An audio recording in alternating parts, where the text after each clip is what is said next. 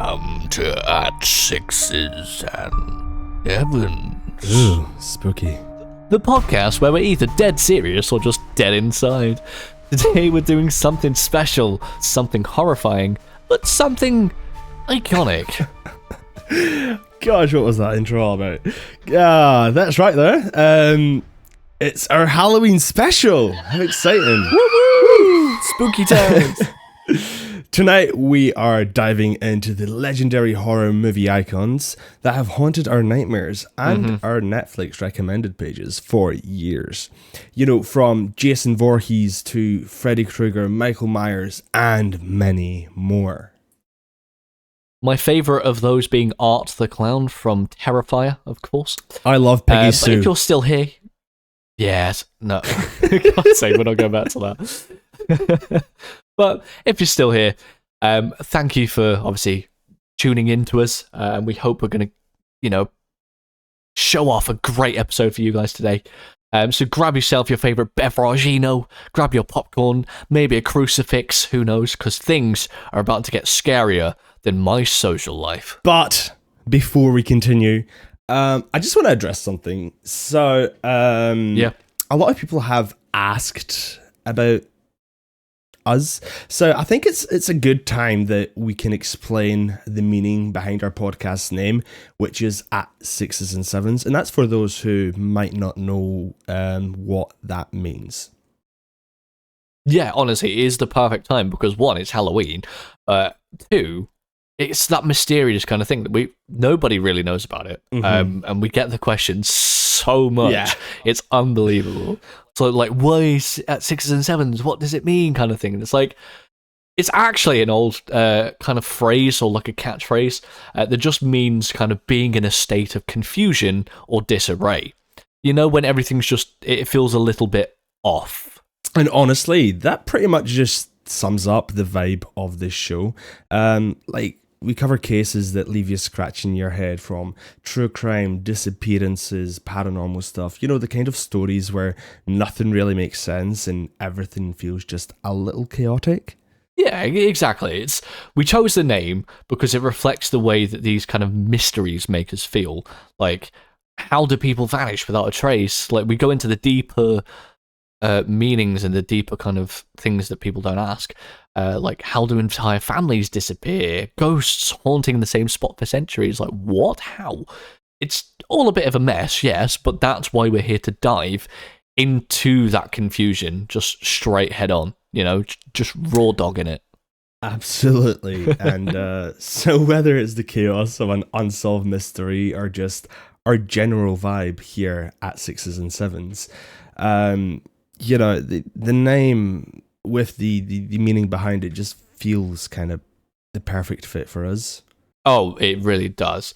But in terms of what Rio is saying, we're just professionally confused. Exactly. Our job is to be confused. Now that's out. Yeah. Exactly. Now that that's out of the way, let's start with the big guy, Jason Voorhees. The man, the myth, the machete-wielding machine.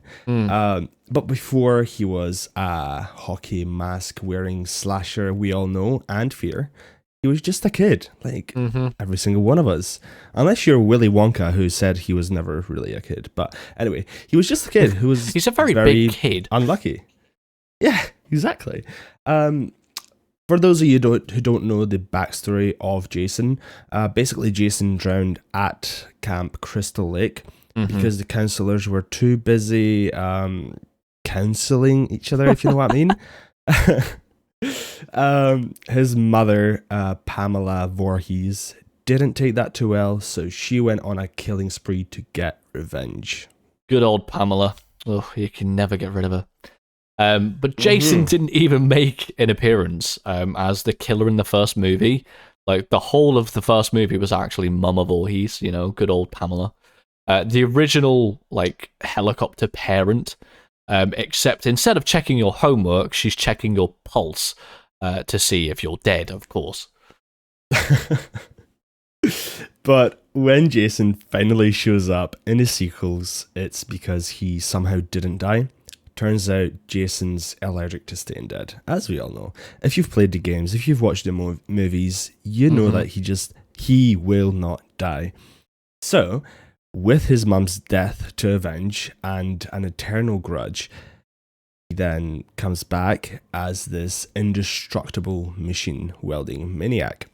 Jason's basically like living proof that not all childhood trauma leads to therapy.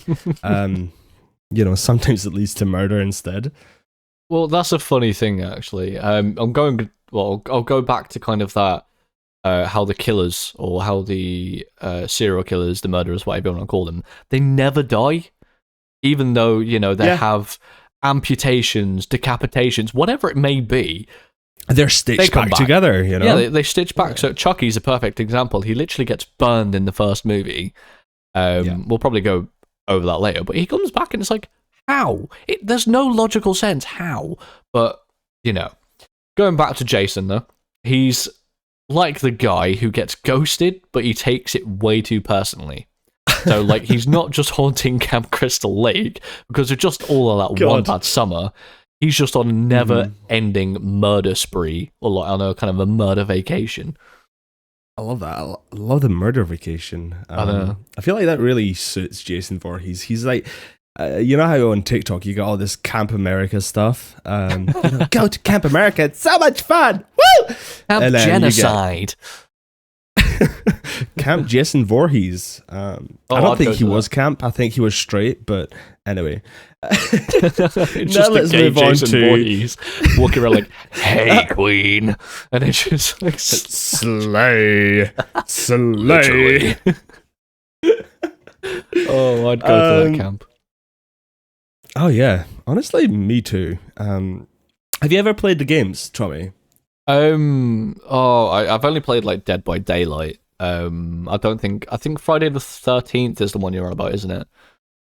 Yes. Yeah, I love that game. I haven't played it once, unfortunately. I've seen a couple of clips from it and some funny moments, but I don't really think it'd be my ace myself. It's a game that you'd enjoy during Halloween, but you couldn't play it all year round. But it is a really, really fun game. Yeah, that's true. But now that we've covered Jason, let's move on to the next favorite, which is Freddy Krueger. Do you think your nightmares are bad? God almighty, Freddy is the nightmare. Every time you say Freddy, I think of Five Nights at Freddy's. I'm sorry. Yeah, exactly. He's took over Freddy now. Oh gosh, Five Nights at Freddy's. That's another one we could go into. One. Yeah, yeah. Because we got that whole of the game theory and MatPat. Big shout out to game theory. We could go into the whole of the timeline of Five Nights at Freddy's. Rest in peace, game theory, though. I know. Rest in peace, MatPat. But before he was a dream hopping psychopath, he was a child killer. Oh, burned lovely. alive. Yeah, by a mob of angry parents who decided to, skip the whole due process thing and just kill him themselves. I mean, that's one way to do it. His origin is kind of like straight out of a revenge fantasy. After being set on fire, he somehow comes back again as a dream demon. Going back he to never the theme, dies! Exactly, going back to the theme of killers never die. Because apparently, hell was like, nah, you're too fucked up, I'm sorry. You're the kind of guy who'd turn nap time into a murder spree. I can just imagine Satan, Freddy Krueger coming down and Satan's like, nah, fuck this, man, you're too much even for me. Like, oh, hell no. Get back up there. Would they say hell no in hell, or would they say heaven no? That's a good point, actually. Let me call Lucifer real quick. You're right, Lucy. Yes, indeed. But Freddy's character is all about control. In life, he preyed on the innocent, but in death, he one-ups himself by going after people in their sleep. It's Inception, but like more horror, isn't it? Like he goes in within a dream, within a dream, within a dream kind of thing. Yeah, He's like Martin Luther King on steroids, basically. What? I had a dream. I had another dream. I had another dream. Freddy Krueger was there. Oh, well, that's a very strange dream. Or nightmare. Do you know a lot about Freddy Krueger? Like, you know, he's quite a funny character. He always cracks jokes. Not really. I mean, obviously I know of the whole idea and basis of him, but I haven't really watched the movies because I didn't really like Freddy Krueger that much. I'm not gonna lie. He's not fair enough on my top 5. I think Freddy Krueger was the one that I was always most scared of because, like, fair enough, Jason Voorhees, yeah, cool, he's at a camp, but I know I'll never go to that camp, whatever.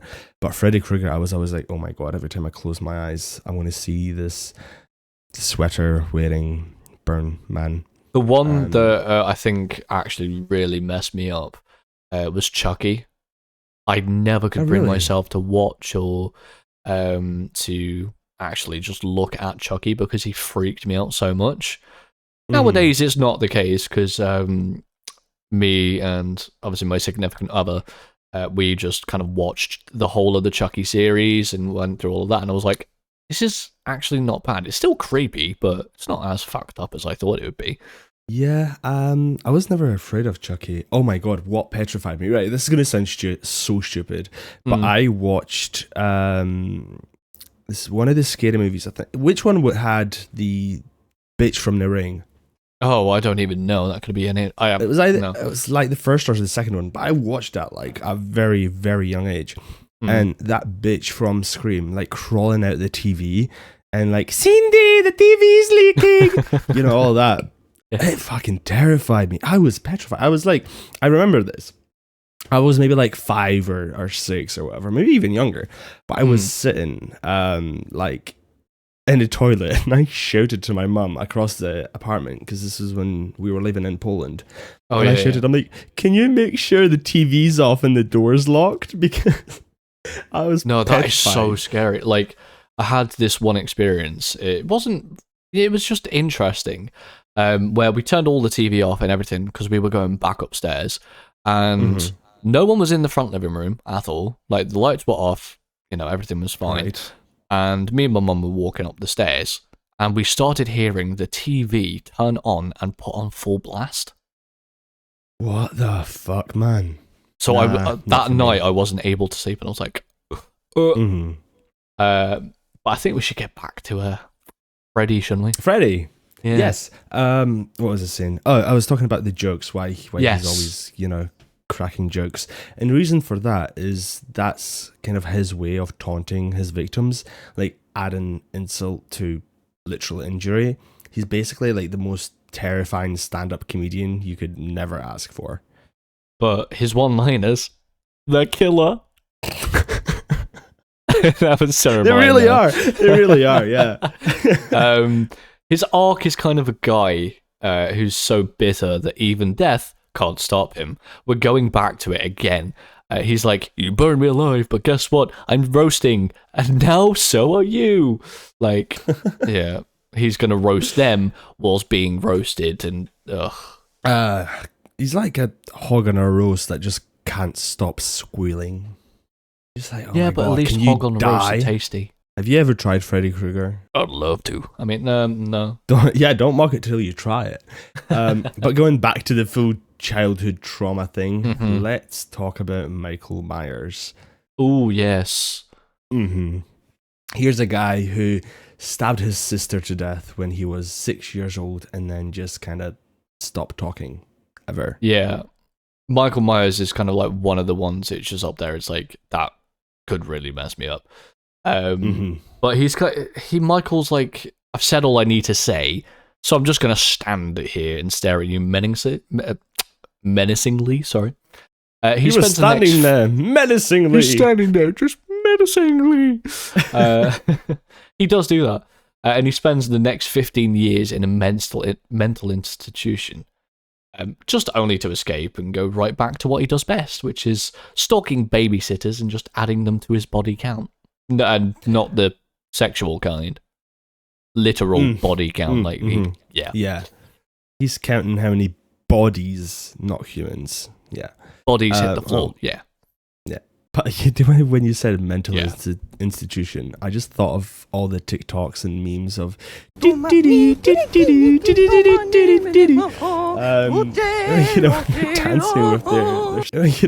dancing with their socks or like the Crocs, and they're like just got out of a mental hospital. I can imagine Michael Myers doing that.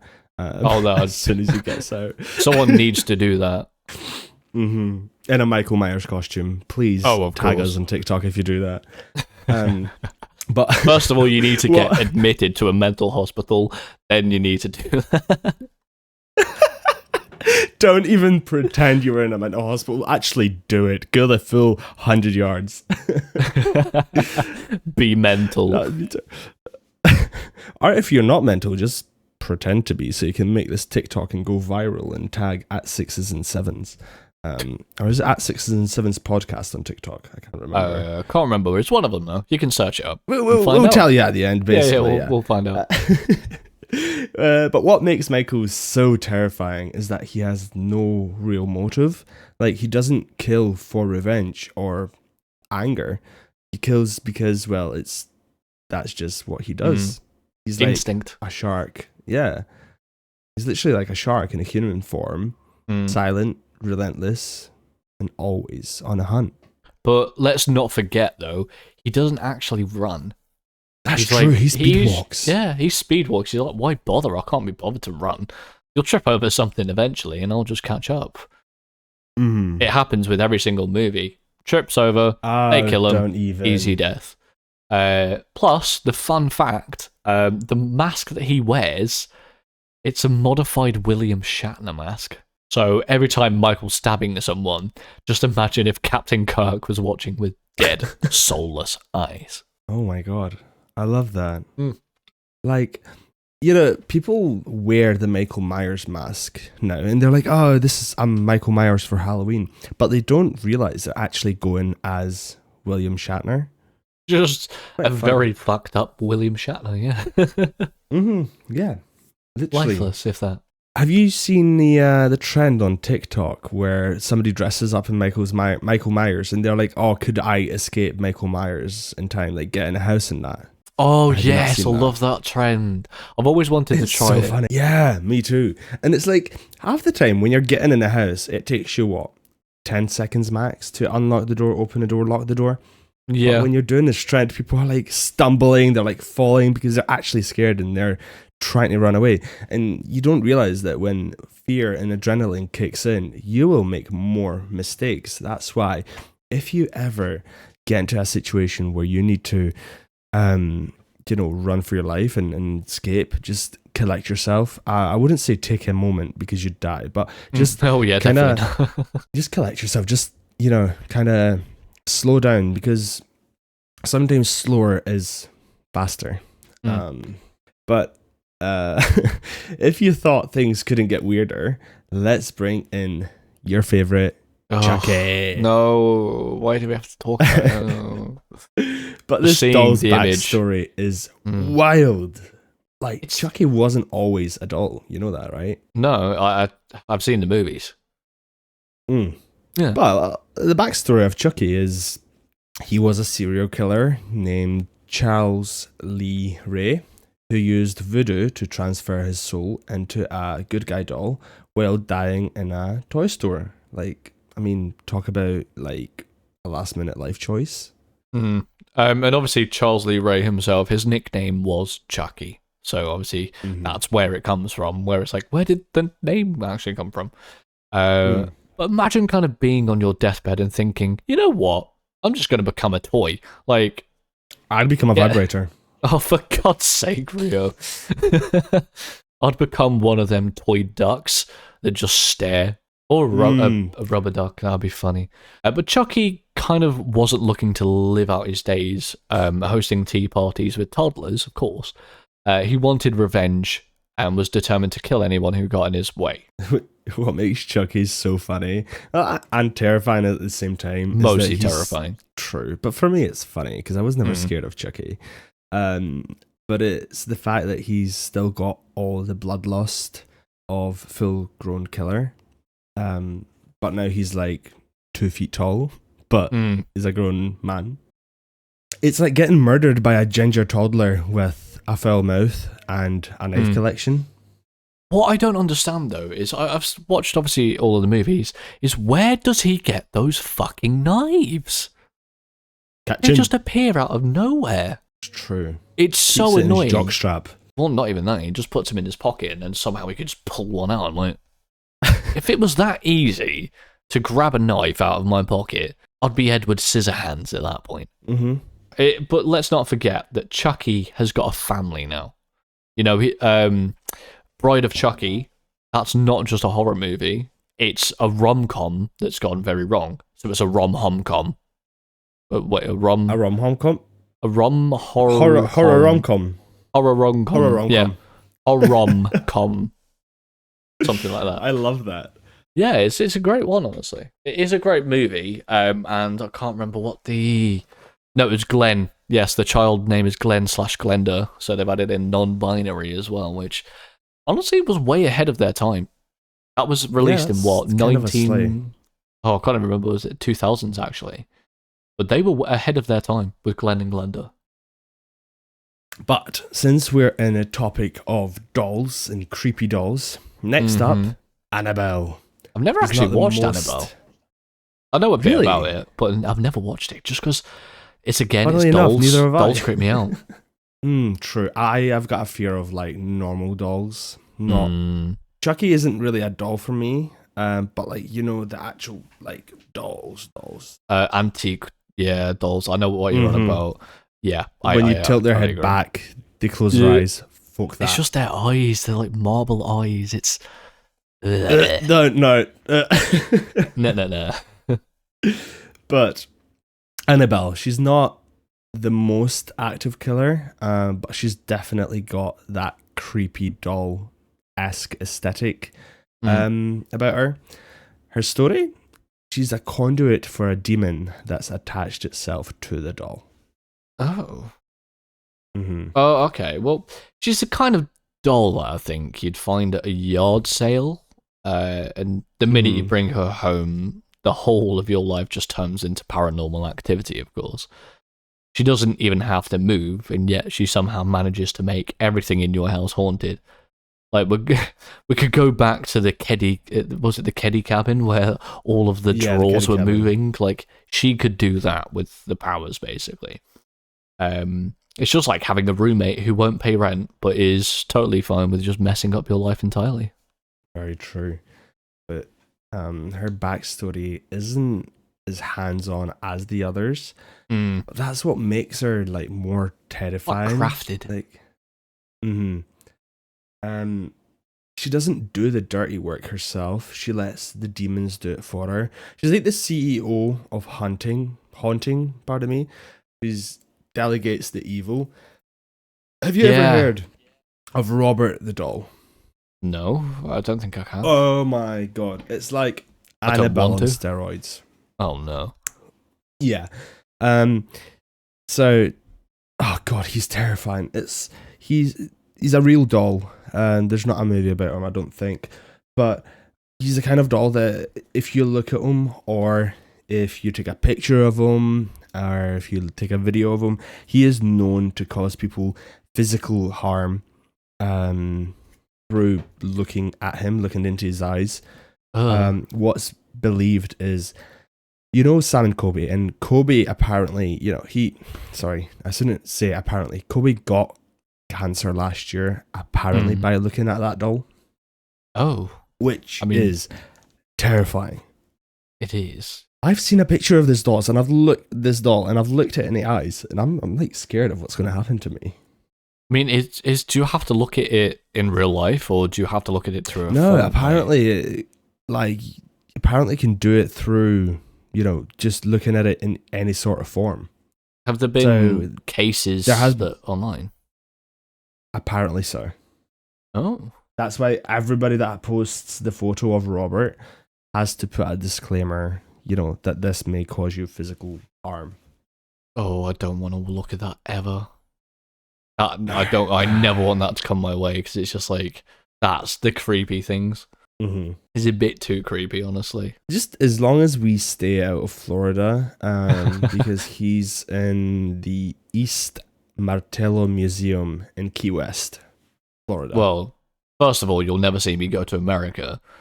I think we will. No, I mean, one, for politics reasons, but two, I can't handle the heat. I'm a pale but not all of man. America is hot. You do know that states like Ohio are very similar to the UK weather-wise. I mean, yeah, you make a point, but most of the destination and tourist kind of places within America. That's why we wouldn't go to the destination and tourist ones. We'd go to the ones like that have the most haunted places, so that we can do paranormal investigations. Oh God, I'd hate on that. upcoming content. Yes, I know. I mean, but we've got some ideas in the works, but they just need to come out, don't they? Well, we might be working on some stuff from my end. Tommy won't be involved in that. However, it will still be with at 6s and 7s on YouTube. Not anyway, yet. Going back to I might yes. be in an episode or two out of 100. Yep. We've got plenty of it. Either way, let's get back to kind of the killers. So the CEO of Haunting. Mm-hmm. Yes, indeed. Who were we on about? It was Annabelle. Yes, Annabelle. Yes. She's one of them which I don't think I'd ever watch the movie. Like, that's fair. It's a creepy doll, and what was it? It was like The Boy. Is it The Boy? Something like that. It's like another doll movie where he's like, it's a child within the walls, and it's just a doll. Anything to do with dolls, I absolutely hate. Do not bring a doll near me. Okay, let's move on from dolls then. Please do. Shall we go on to our final contestant, which is Leatherface. Oh yes. I love this movie. Oh, the chainsaw wielding lunatic from the Texas Chainsaw Massacre. The most famous out of them all, I think. Because of how amazing it is, of course. Oh yeah, 100%. But before he became the face of, other people's faces, Leatherface was born into a cannibalistic family. This Leatherface himself grew up in the worst possible environment you could grow up in. His family basically raised him just to kill, butcher, and obviously serve people for dinner. He's not just making a fashion statement with those skin masks, he's also just catering for the family's barbecue. It's a 2-for-1. I did not want to be invited to that. I mean, I don't know. I've always kind of wondered what... it's kind of weird what skin would taste like cooked. It sounds really bad when you say it out loud, but I do wonder what it's like. Chicken? Apparently so, but we'll never know. No, maybe that's one of the episodes. I will not get... Tommy tries human skin. No, I will not be doing that. You can join the Try Guys and Keith in trying the menu, but I will not be trying that. But Leatherface is a tragic figure in a way. He doesn't kill because he enjoys it. He does it because it's really all he knows. It's what he was raised with. He's like, well, I wasn't great at math, but I'm pretty handy with a chainsaw, I might as well do that for the rest of my life. And if I put 2 and 2 together, I can't do that because, decapitated body parts, but either way, I can kill. But the thing that I like about Leatherface is he's a real family man. Like, he's family orientated. Even if by family you do mean a group of murderous cannibals who somehow make dinner prep look like a slasher movie, but you know what they say, a family that slays together stays together. I love that. That sounds like a very gay family. We slay, we stay, sashay away, Oh, yay. God damn, I turned into RuPaul for a second. But it's wild how all of these horror icons have such messed up backstories. They didn't just wake up one day and say, you know what, I'm going to be a mass murderer. There's always trauma or revenge or some freaky voodoo shit going on. it's not like all these serial killers that we have in the world that we don't degrade them. We tell their stories and we make documentaries about them, but we don't make them icons like Freddy Krueger, Michael Myers, Leatherface. We don't Annabelle, make movies Chucky. about them. No, definitely not. Yeah. If we did, you'd probably be concerned at that point, because what person would want to write about or want to watch a movie about all of the messed up, terrible things that, I don't know, a certain serial killer has done? These are kind of quite tame in comparison to what the real life world can, happen. Oh, 100%. I am more terrified of humans than I am of Michael Myers or Freddy Krueger. Mm-hmm. Genuinely. Except Chucky. I fucking hate Chucky. Yeah, that's fair. I could be chased by a legitimate serial killer and I would still say, yep, no, this is better than being chased by Chucky. I'm not kidding. I hate it. Chucky, you can just kick it. Serial killer, you kick it. Yeah, but even if you kick it, he's going to come back and try and kill you.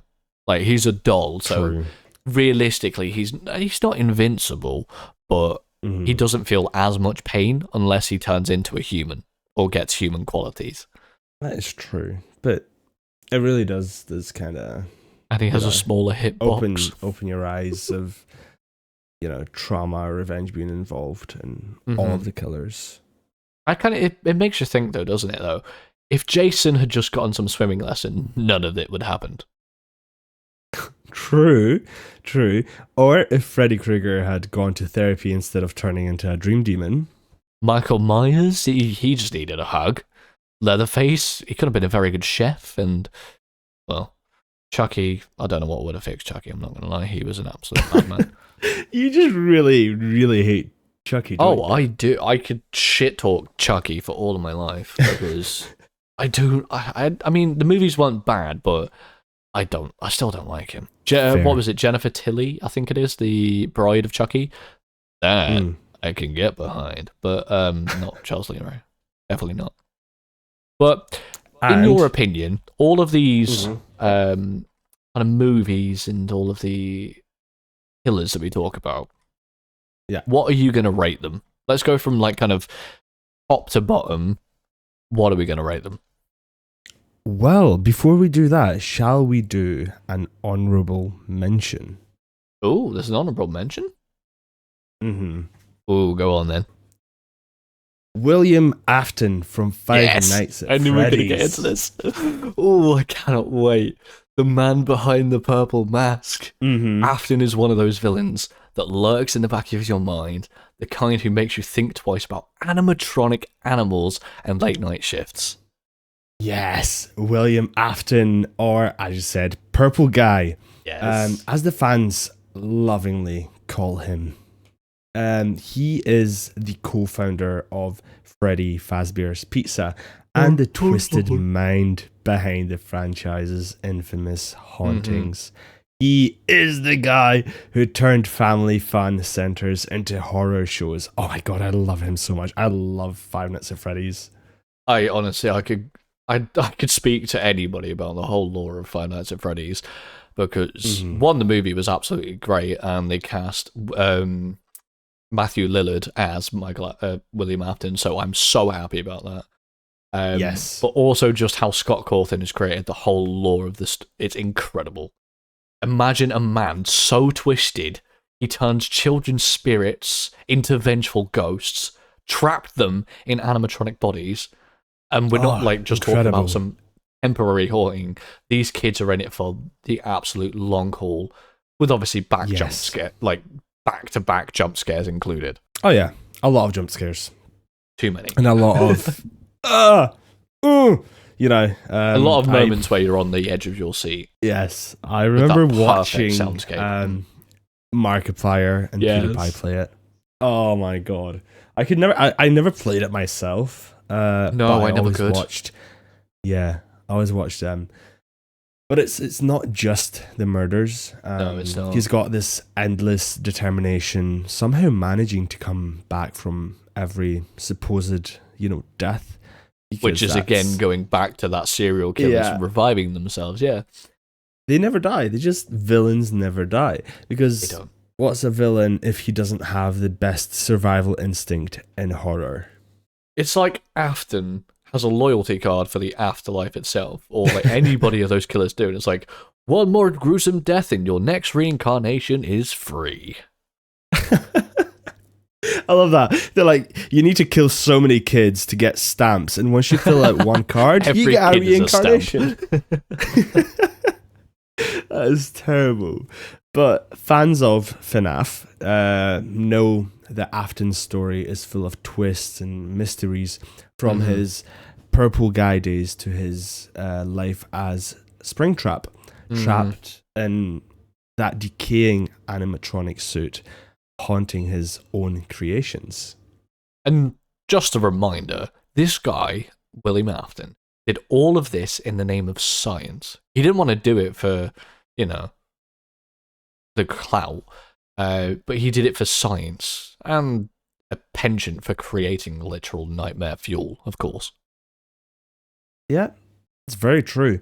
So here's to William Afton, a masterclass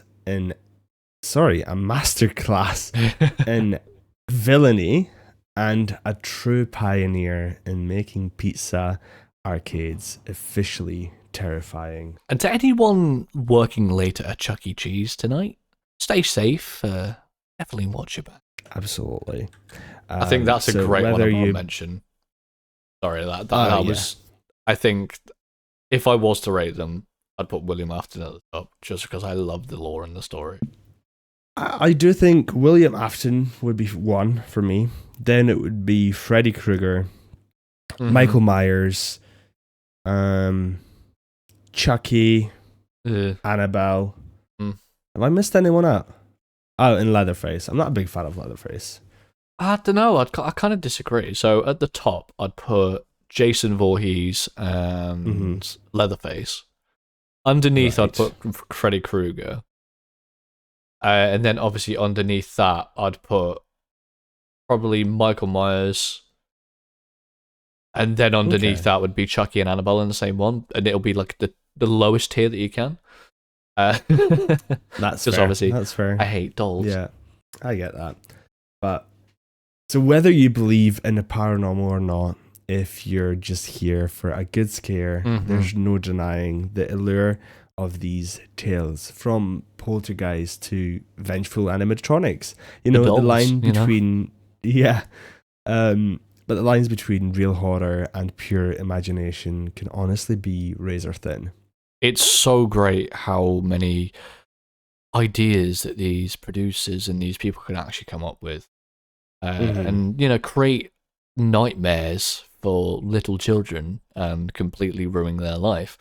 But speaking of nightmares, we can't obviously forget our honourable mention, William Afton. The best one. I still can't get over. I love Five Nights at Freddy's so much; it's unbelievable. But he's made, the only reason I mention him is because he's made countless fans look at animatronics in a whole new, deeply unsettling light. That is very, very true. I'm not going to look at a Chuck E. Cheese the same. Or I'm not going to look at animatronics the same without thinking there is somebody dead in them. Yeah, it's a spirit roaming around there, and the eyes are just staring at you. Yeah. But he is the villain who keeps coming back for more. Afton's dedication is the kind of persistence we can't decide if we admire or we're just terrified of. All you need to do to be a serial killer is be persistent. That's what we kind of figured out with all of these stories. But we've got a little bit of advice for you. If you ever find yourself alone, late at night, you hear a faint mechanical hum behind you, fucking run. Nah, you're dead. It's too late at that point. If you hear it, you're dead. Song. Yeah. You just know you're instantly dead at that point. Yeah. Anyways, thank you all so much for joining us on this chilling journey. If you're new here, do not forget to follow at Sixes and Sevens on all major platforms. And leave us a review because they really, really help. Honestly, the reviews help us make it onto people's recommended pages. Yes. So, just keep telling us what you think. And it's your kind of version of telling us, I'm still here, without the haunting part. Do you know those credits in Five Nights at Freddy's where it just says, I am still here, or something like that? That is basically what it's like. It just lets us know you're haunting us. And we love that. We really do. We want you to haunt us. Lets us know that you keep coming back. Exactly. You want more. Yeah. Also, we apologise for the, obviously, lateness. I have been moving house and I have been ill. So, if you have anyone to blame, just blame me for the 2 weeks that I was absent. But we're coming back. Weekly episodes, hopefully, and get everything sorted. Either way, you might think you're alone in the dark. But with all these hauntings and spirits and sinister legends, you might not be alone as you think. Stay curious. But stay cautious. Oh yeah, massive. And keep an eye on his animatronics. Until next time.